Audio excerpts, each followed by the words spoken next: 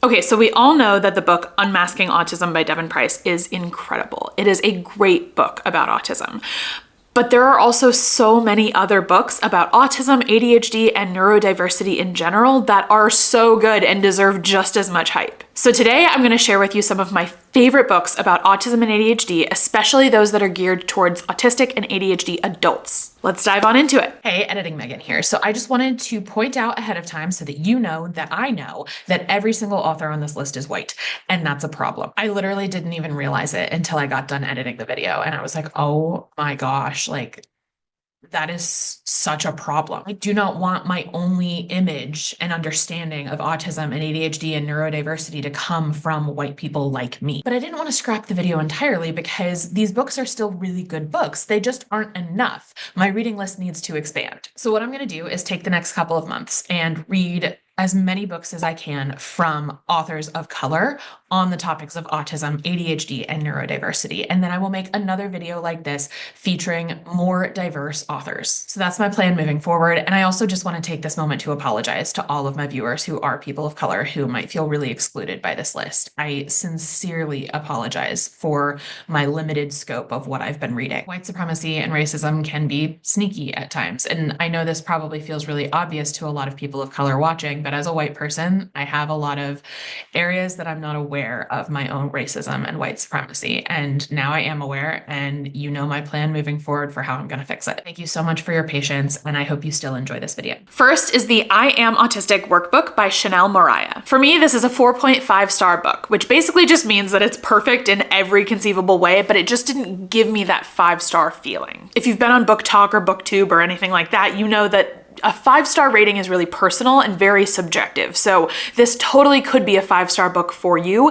And I still want to recommend it with my full chest because it is still such a good book. What I really love about this book is that it's like half book, half workbook. It has tons of helpful information and education like a book would, but it also has tons of space for you to fill in your own experience with your autism. For example, on one of the pages, she talks about story memory and what it is and why some autistic people struggle with it.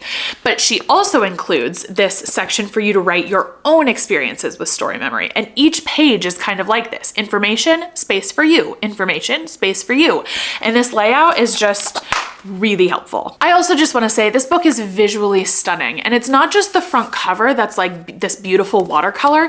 The inside is watercolor too, like all of it. Each page is watercolored. And I just find it really impressive that in under 150 pages, Chanel Mariah is able to walk you through so many different aspects of what it is to be autistic. The second book I want to recommend is called Divergent Mind by Janara Nierenberg. And this is actually one of the first books on neurodiversity I ever read. And I truly think it should be the first book that many neurodivergent people read about neurodivergence. Why do I think everybody should read this book first? Because I think it's a really good introduction to the way that neurodivergent brains tend to think and operate differently. While it's true that Janara Nierenberg focuses largely on autism, ADHD, and sensory processing disorder in this book, I think she also does a really great job of just explaining the concept of neurodiversity, the concept of diverging from the norm. I remember feeling so seen by page like 6 of this book. I felt so understood. And I think that was really the moment I realized I don't know what the labels are yet, but I'm definitely neurodivergent. Plus, this book is not just theory. It has a lot of practical advice on how to survive at home, how to survive at work, and how to just be a neurodivergent person in a world that isn't always very accepting of us. Next up is the first 5-star read of this list, which is How to ADHD by Jessica McCabe. Now, if you're watching my videos, odds are you have almost definitely seen Jessica's videos. And if you haven't, please go to the description and check out her channel. She is amazing. Jessica creates incredibly well-researched, incredibly poignant, very thoughtful, personal videos about ADHD, and her book is no different. The book includes chapters like how to fail at everything, how to sleep, how to feel, how to people, and how to make ADHD harder. There is so much research in this book, so much care, so many personal stories of both Jessica and her community. I can't think of a single thing that would improve this book, and that's why it's a 5-star read. The way the book is laid out itself is very ADHD friendly. You know how some books you read and they just read slowly? They're not a bad book, they just read slow, and that can be hard on ADHDers. This book is the opposite. It reads so fast, so easy. It has little things in the margins, which are sometimes distracting, but also sometimes it's helpful because it kind of tells you what the gist of the page is. And it's laid out for ADHDers. So much thought and care went into this book, and it's just obvious when you read it. Next up on our list is the book Wonderfully Wired by Stacey Lucas Tumbaru. This book is really unique because it's basically a collection of 100 neurodivergent people and a little bit about their lives and their brains and the difference they're making in the world. I think this book is so needed. There are so many neurodivergent people out there who feel very disempowered, very underrepresented, and I think it's really magical to see examples of all kinds of neurodivergent people. This book is not just autism and ADHD.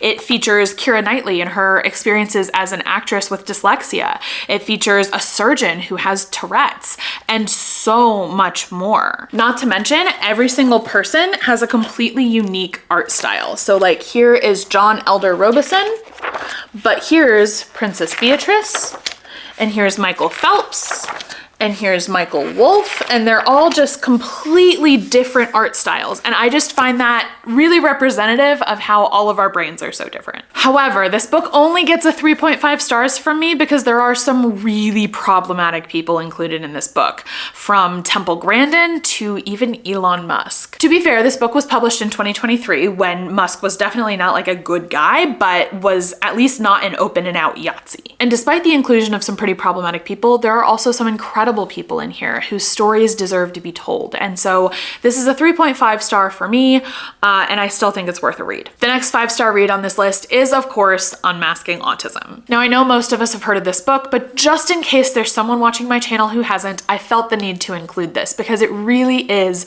a wonderful place to start when you start to realize that you're probably autistic. And if I had thought of it and gotten on the library waitlist ahead of time, I'm sure I would have included his new book, Unmasking for Life, on this list as well. Go check out that book at your local library if you can, if there is a copy available. One thing I love about Unmasking Autism is the way that Dr. Price tears apart the idea of female autism without disregarding the fact that many women or AFAB folks tend to identify with a certain profile of autism. He explains that this actually isn't just a thing for women. It's a thing for a lot of trans and gender nonconforming folks. It's a thing for a lot of people of color. It's a thing for a lot of the high maskers. He points out that the thing that this particular profile of autism has in common is not necessarily that the majority of people who identify with it are women, but rather that the majority of people who identify with it are systemically oppressed, marginalized, and ignored, which can include women, but can also definitely include so many other groups of people. Plus, I love that this book gives so much amazing practical advice in addition to all of the research. I use this book all the time when I'm coaching my clients. I'm like, oh, have you tried this strategy from Unmasking Autism? Or hey, you should try this strategy. I read about it in Unmasking Autism. So yeah, we already knew that this was going to be on the list. It's on every list, but there's a reason for that, and it would feel ludicrous to not include this book. The next book I would love to introduce you to is called The ADHD Focus Friend by Grace Colma. This is another one of those books that's like half book, half workbook, which I love. I love being able to fill in my own information. And I gave it 4.5 stars, mostly because I think it's probably a 5-star read, except I haven't gotten that far into it and I don't know why.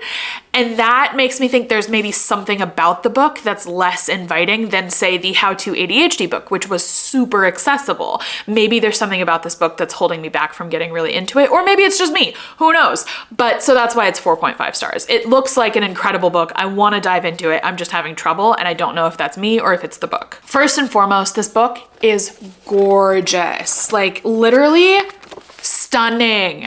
So many illustrations, so many like different setups for all of the pages. Like I can't. I love the layout and design and beauty of this book. This book is basically divided in half. The first half is learning about ADHD. What is it? How does it work? How is it affecting you?